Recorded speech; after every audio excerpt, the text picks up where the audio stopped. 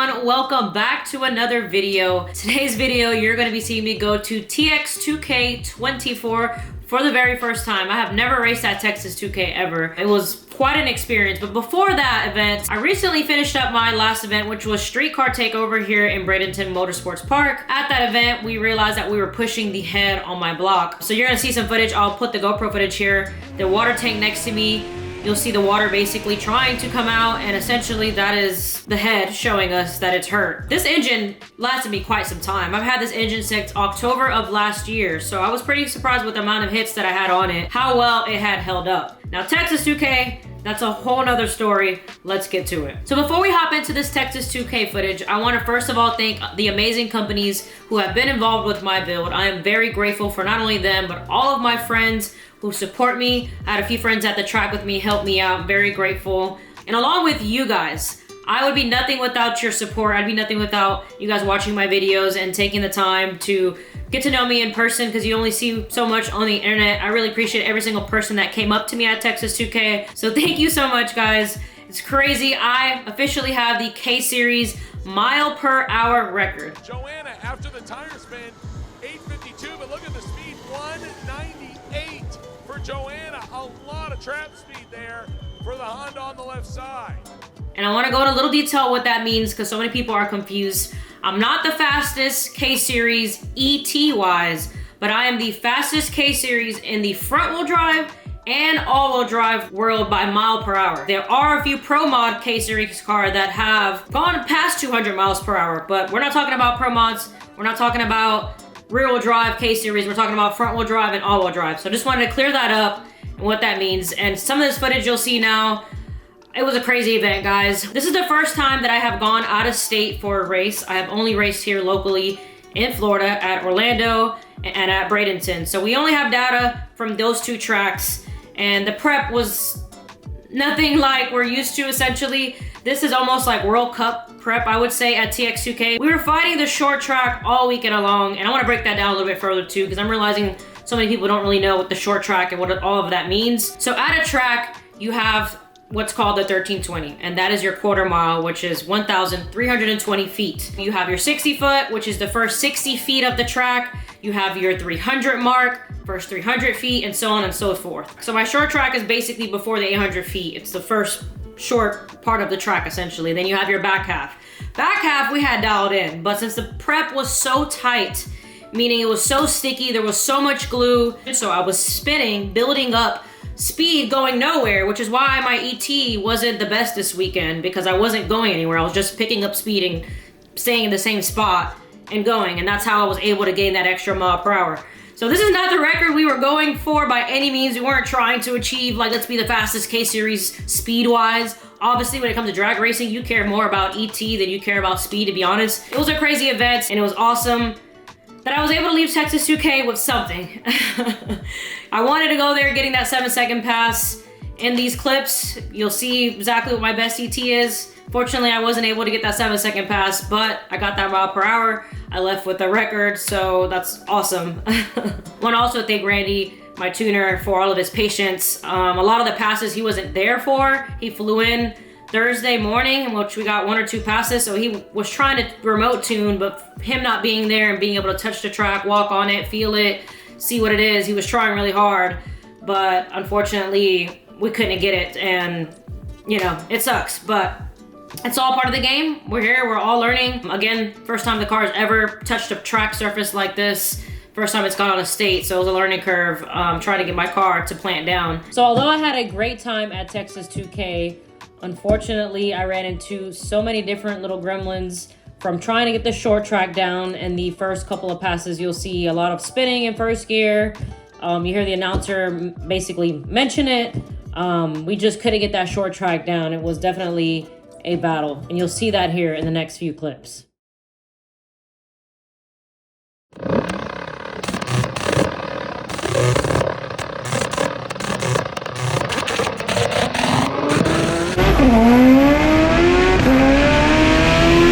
Little slow on the 60 foot, but she's got her foot in it.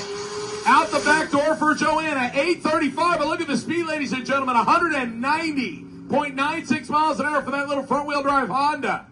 and that will move her all the way up to the number 3 qualifying.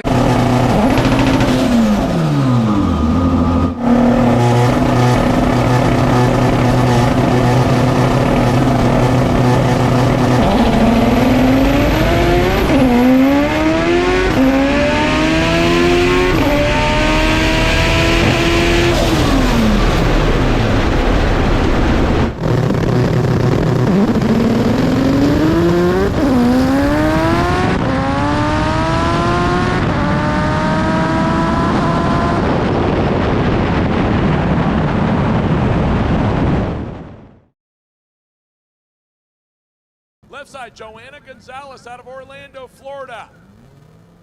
The 2000 Civic, 830 at 195 is where she's qualified. She'd love a 7-second pass right here. Right side is ready. Left side is ready. And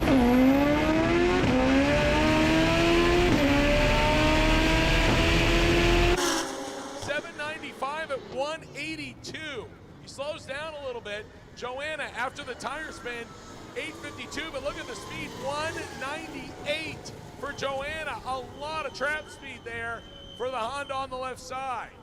Then in this next clip, you will see going into this qualifying round, I had an engine failure.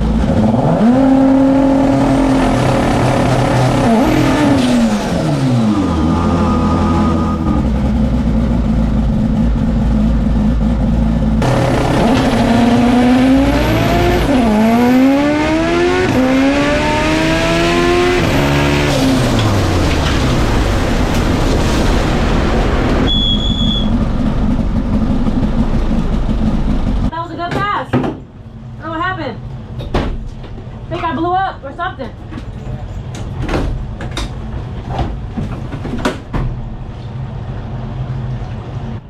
I was on a pass. Finally got that short track, and now I blow up. Gotta love drag racing. I went into second gear, no problem. Went into third, no problem. And as soon as I got into fourth, all power died. The car made a crazy noise, and I had a feeling I knew what it was, but it wasn't until I stopped and opened the hood that I saw the carnage. Literally blew a hole in the block. Rod left the chat. It was pretty crazy. It was actually my first time ever blowing an engine. Could have been several different factors of why this happened. We were running the car a lot, to be honest, and I probably should have an oil change in between, because as you make all those passes, your oil starts to get thinner and thinner. Not blaming it on anyone. It simply was just a rod failure. No really way to tell exactly what caused that failure. But upon taking the engine out, the head looks fine, everything looks fine other than the bottom half, which is why I think it was a rod failure. Pretty crazy to experience at a race. This is my first time, like I said, losing an engine. As you start to push the power and push these limits, this becomes more of an often thing for us 4-cylinder engines.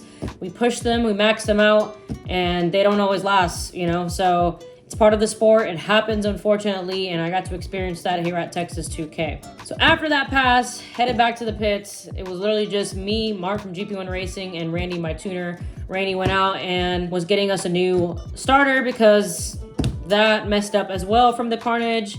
He was out running, grabbing things for us, and me and Mark stayed back, tear apart the car. I want to give a huge shout out and thank you to Aaron Lopez from the H22 crew. All of his team, they came and ended up helping us put the new swap in, and we got that pretty much. Once everything was taken apart, we put the new engine in. I would say about an hour, we had everything pretty much buttoned up, which was really nice because, man, was it a lot of cleanup to do when you blow a hole in the block. You have oil literally everywhere, so it took a while. I think the longest part is cleaning up and wiping down every part because everything is just covered in oil. That was a crazy experience. And then, yeah, we headed the next day into our first round of eliminations, which you'll see in this next clip.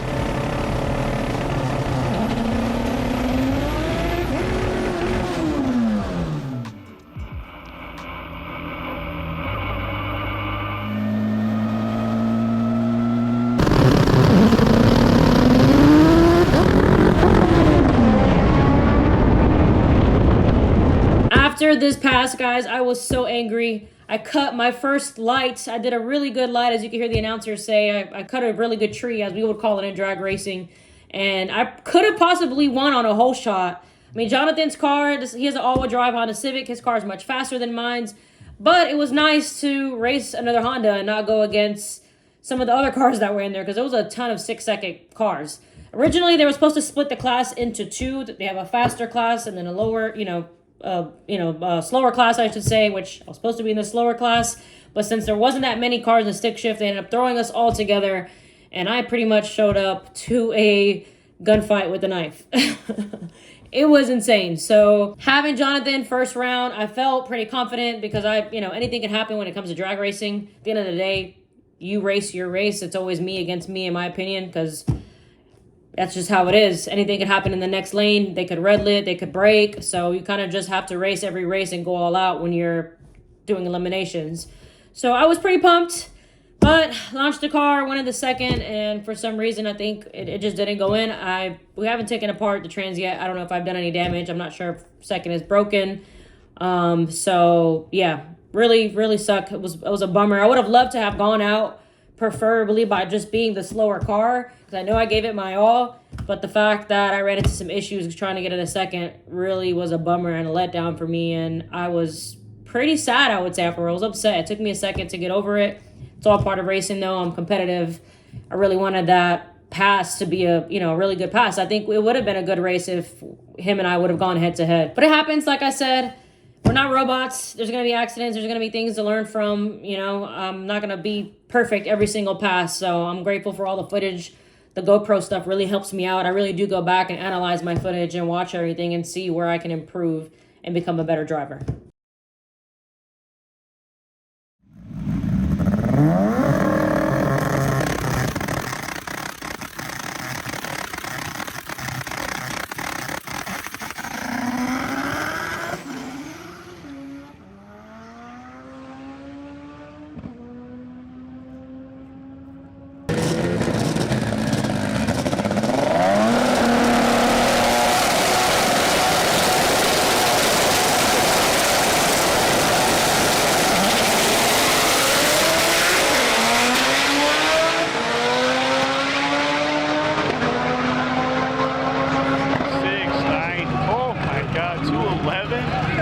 That's it for today's video, guys. Hopefully I explained a lot of stuff. If you have any questions, comment below. I'll try to either make another video, depending on how many questions I have, answering all of those questions, or follow me on my social media. I'll be posting a lot of different reels answering those questions. I want to share my love and my knowledge for this sport.